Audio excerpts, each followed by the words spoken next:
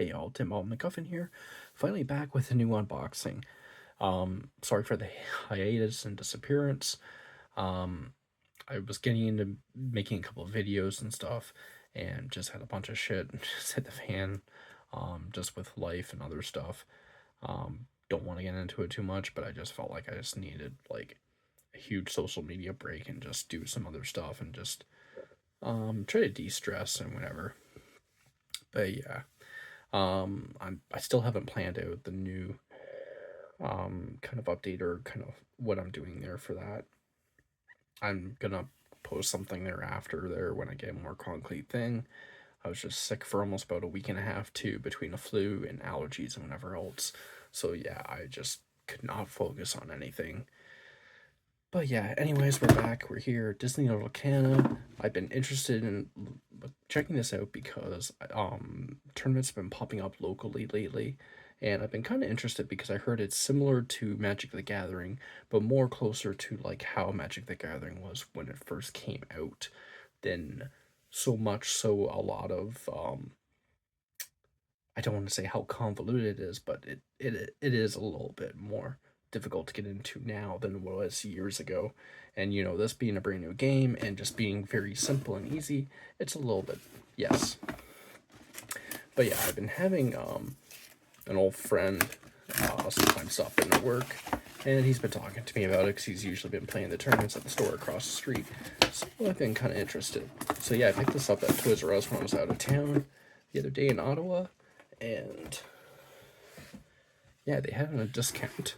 This is kind of their for Pokemon fans, this is basically their elite trainer box. But yeah, we get some, I can't remember what's in here, but this, I believe, yeah, so this is actually supposed to be a custom lore counter. So they don't have life points, you actually gain lore in the game. And once you hit 20 lore, the first person who does, they win the match. Oh, cool. Some little dice. Always cool to get dice. And looks like these are the packs here. Now, this is supposed to double as storage too, but this is kind of a little flimsy, this thing is. And it's also weird because you can't, I don't think you can really put that on there. And then let's try to get these standing up again. Just see. Because I don't think you... It might be, yeah, no, it's kind of tight, so I don't think you can kind of fit them too well in there with the way this is. Maybe you can after you get them out of the booster side, but yeah, I don't quite like this as a storage box. They could have did better, but we'll see what's in here first. I can't remember what this is. The other stuff you get with this. Very, God, this is very cheap feeling. Oh, I guess these are probably supposed to be separators, or like these are representative of basically their colors are gemstones, I believe, in this. So I think it's supposed to be like sapphire, emerald, ruby, amethyst, stuff like that. I can't remember if this is amber or not, maybe. And this could be maybe like an onyx or something. But yeah, that's basically what they are. They're supposed to be done like after precious gems, precious metals, or whatever like that. And then they name it instead of the colors. But it's very similar to Magic though. But, you know, keep it short. We'll get into this. How many packs is there? I think 8. Yeah, 8 packs.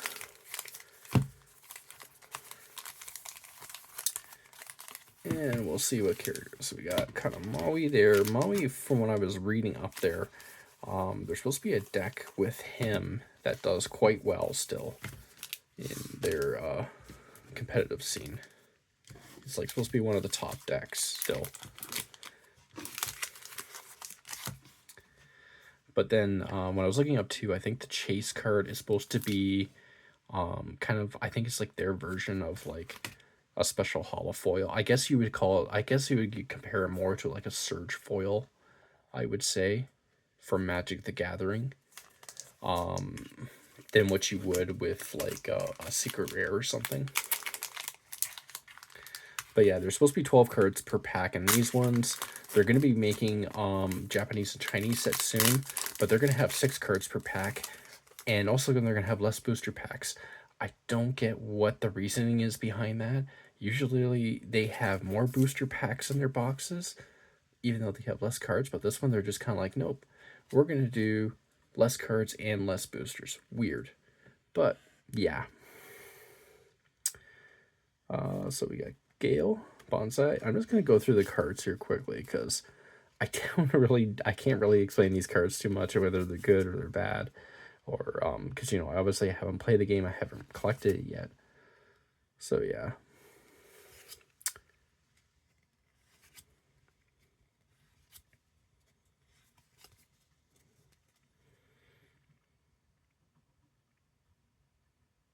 That's cool.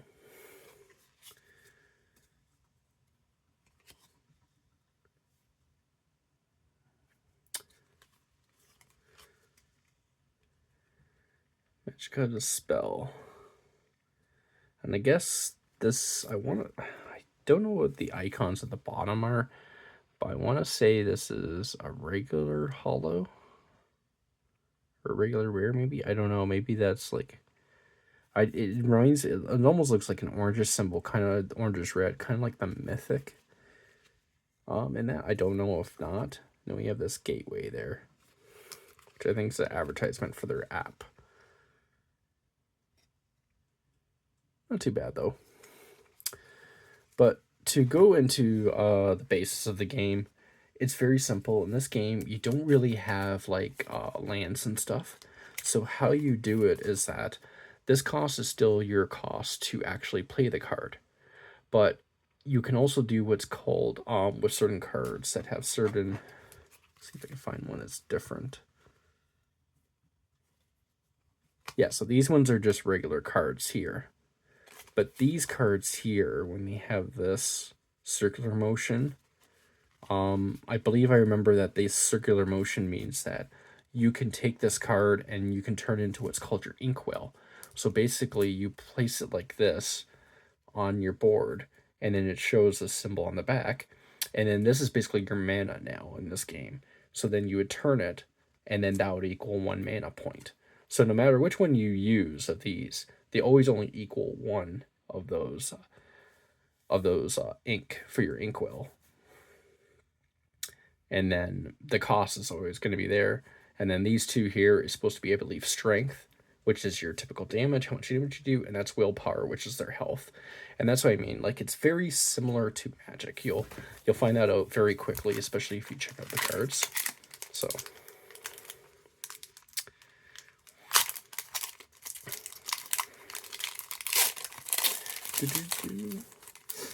sorry if my breathing is a little erratic too. I'm still like, I don't know if I had a bad flu, if I caught like COVID or something in between, but like, yeah, my whole breathing and everything has just been horrible, especially with allergies adding on to it too, but yeah, even more so.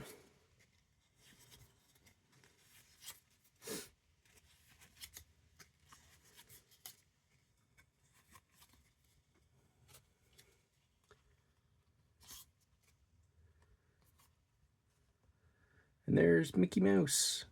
So I want to say this Magic of the Spell, I don't know, maybe it's just the card art that's making it look a lot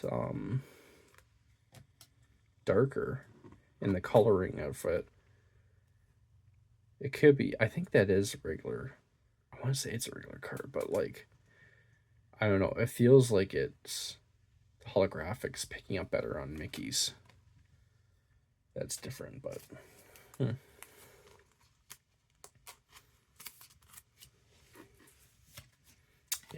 yeah, so those are probably just advertisements for the gateway.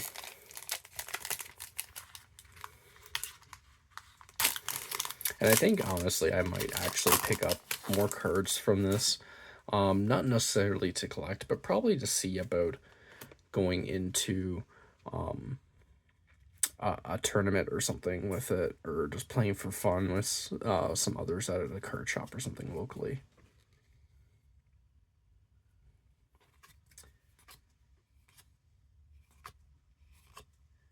it'd be nice to have a game that's a little bit more easier. I keep saying easier.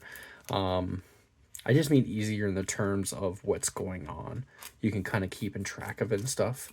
One of the things my one friend said, he says that's is kind of a nice thing that takes away from, other games and stuff. He says, even though there's similar effects to Magic the Gathering and stuff and other card games, he says you're not actually seeing these effects played all the time, because he said the only time you really actually can do stuff, like this pack's being stubborn, is just during your own turn. So, holy jeez. Oh, finally.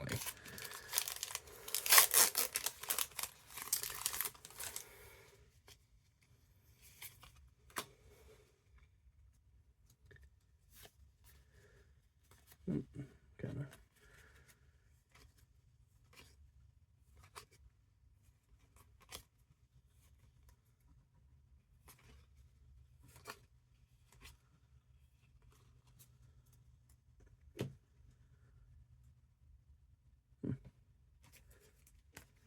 Item card. Now, I think there is a lot of, I do think there is a lot of hollows in this game, too. Because I believe that, I want to say I believe that any card in these entire sets can have a holographic version. So I think that's also, too, what can mess it up about whether it's actually rare or not, especially if you don't know too much about the cards in the actual sets. Or so, oops, sorry there, almost lost my thing.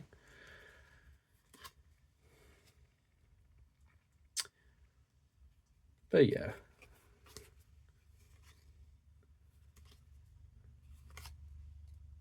Oh, I like this one for the queen. Really nice art. Ooh, that's nice art too. It's actually one thing I will say. There was a couple of the cards that I did like when I was peeking at the sets through the app. Just checking things out. I did really like some of the artwork, which, I mean, it's not. I don't believe they tapped actual artists from Disney to make this game. Someone can correct me if I'm wrong on that. Maybe they did, but yeah, definitely definitely the characters, like even the ones that are very fantastical compared to the original incarnations, they look very good. Like, they look like someone from Disney actually like redid them.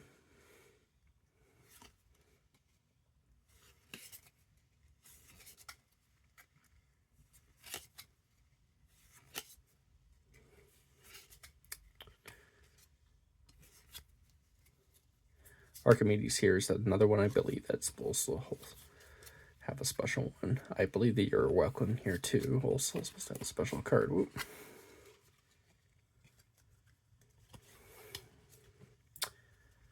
Oh, we got Donald Duck.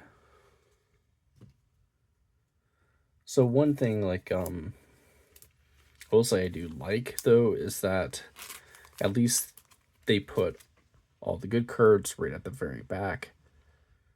So you can definitely be like, wow, this is awesome. And then, yeah, Donald's actually got a really nice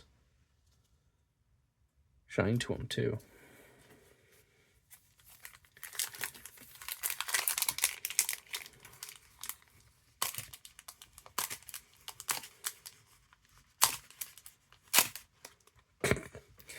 Yeah, look.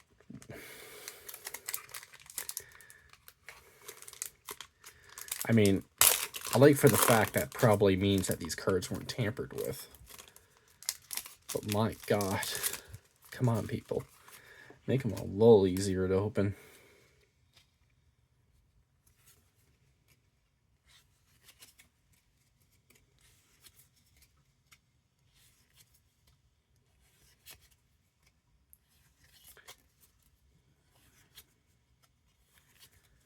I like how, too, though, at least, even though this is from one booster set, like one expansion set, I've actually I feel like I've gotten a good selection of different characters and cards. Like, it didn't feel like Pokemon where you see the same card like 4 or 5 times.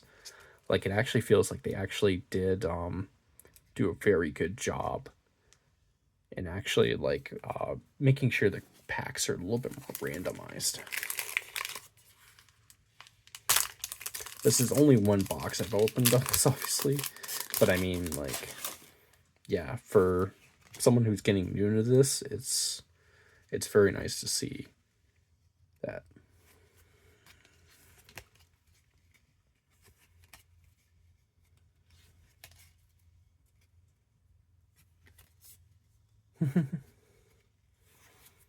Sneezy and Dopey. Oh, Monstro.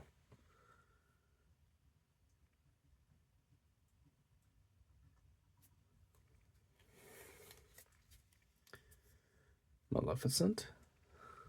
Very cool. So actually, this is something too to show. So one of the other things that they do that's different with this game.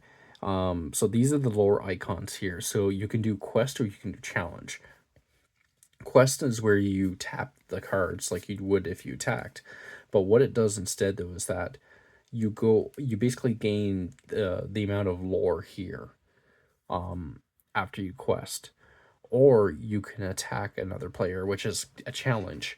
When you attack the other player, you're attacking basically one of their cards that are exhausted. So it's a kind of unique mechanic in that it makes it so you have to decide yourself whether you're going to exhaust them or not during your turn. And if you do, you can open them up to be attacked. The other thing, too, that the reason why I focus on this card when I want to explain that is because it also has this other feature, the shift. So you can play this card normally by paying its cost up here, or when you have a one that has shift, you can actually place this, basically attach it to another card that already has this character's name that's out on the field, and you only have to pay a smaller cost. And apparently, I guess what it does is that I believe for the purpose of its thing, it goes by this strength and willpower. It still gets all the effects and all the items that are attached to the previous one onto this one now. But then the way that it reads in the rules, I don't know if it's exact or not. It sounds like it can use this bonus ability or any abilities or whatever it has on this card. It can still use the abilities too on the previous card that it took over. So a very, very cool, unique feature.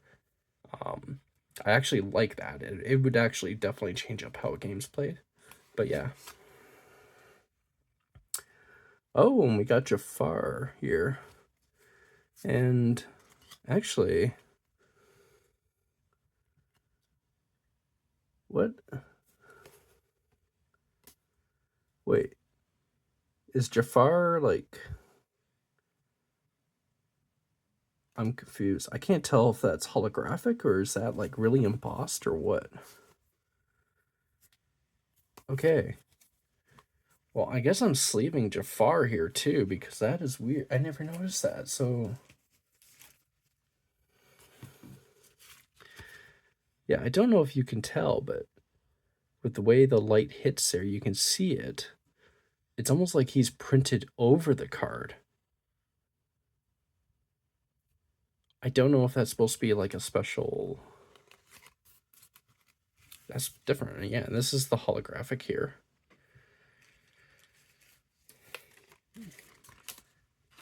Actually, I'm going to check to see if any other cards do that, because that's, I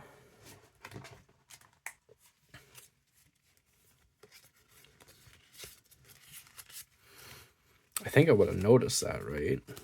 But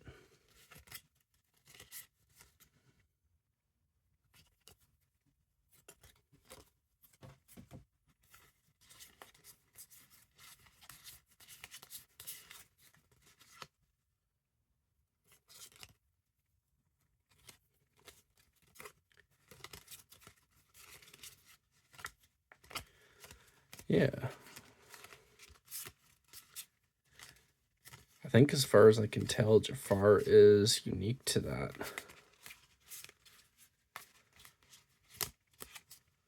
So yeah, that's actually cool. So might actually have something else unique there. I only just knew about the hollows and stuff. I've never knew there was maybe another type of card. I mean, it could also be too a printing error. Maybe I got lucky and got a printing error. The first box I bought of this. Yeah, I don't notice any other cards like that. Yeah, so not too bad. Something definitely to look out. I'll check out after all these cards, and I'll probably just put a post there about what the cards are, maybe if they're worth a bit or not. Maybe try to figure out how to do the rarities for these things. Yeah, and try to figure out Jafar here. Really, really unique with that embossment. I don't know. Like you can tell right there when I put the light over it. Yeah, it's almost like it's like someone put a sticker on the card. Huh. That's cool. Has a slight texture feeling you can feel even through the penny sleeve. But yeah, that was just a quick unboxing just for the that was that was a Shimmering Skies too. I forgot to say the expansion name.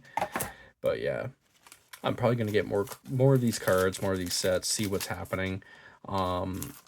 Since I've been gone to our local Toys R Us is closing down. There's a few of the other stores that are closing down too.